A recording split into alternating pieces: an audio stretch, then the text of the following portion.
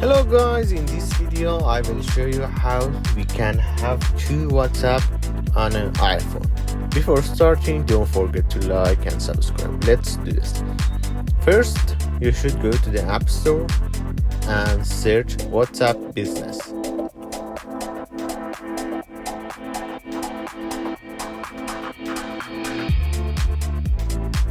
This app. Download it.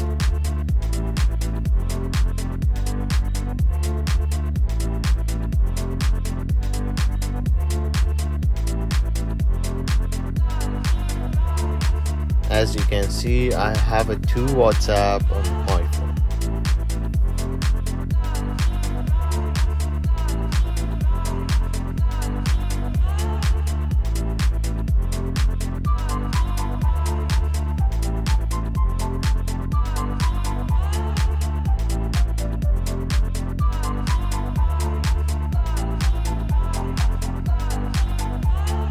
Thanks for watching this video. Don't forget to like and subscribe to support me. Thank you.